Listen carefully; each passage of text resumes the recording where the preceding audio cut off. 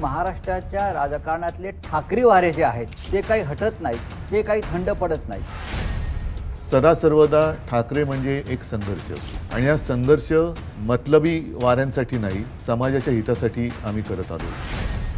माझ्या आजोबांपासून त्यांच्यानंतर शिवसेना प्रमुख मी आहे, आदित्य आहे, आता सोबत राज आलेला आहे।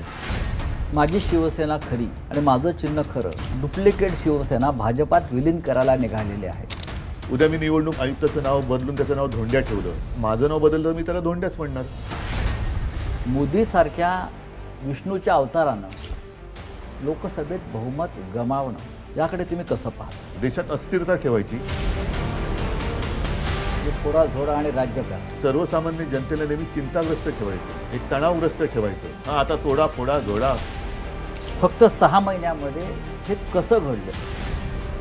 लोकसभेच्या वेळेला अरे ठीक आहे तू आपल्याला जिंकायचंय, हे आपलेपण होता। विधानसभेला नाही मला जिंकायचंय, हा आपल्यातून मीपणा जेव्हा आला तेव्हा पराभव आला।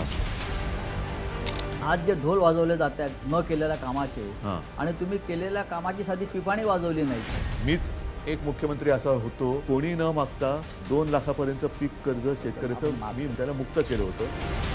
जो नियमित कर्ज परतफेड करत होता किंवा करतो त्याला 50,000 रुपये प्रोत्साहनपर राशी, किंवा भोजन थाळी असते गरिबांसाठी। मुंबईमध्ये 500 स्क्वेअर फुटापर्यंत मालमत्ता कर रद्द, मालमत्ता कर रद्द केलेला आहे। आपण करोनाच्या काळातलं जगातलं उत्तम काम आपण करून दाखवलं। गंगेमध्ये कशी प्रेतं वाहत होती, गुजरातमध्ये कशा सार्वजनिक चिता पेटलेल्या होत्या, या सगळ्या याच्यामध्ये महाराष्ट्रामध्ये जनतेच्या आणि प्रशासनाच्या सहकार्यामुळे शिंदे गटाला 50च्या वर जागा मिळाला, हा जादूटोणा आहे की काय? कदाचित त्यांनी डायनोसॉरच कापला असेल।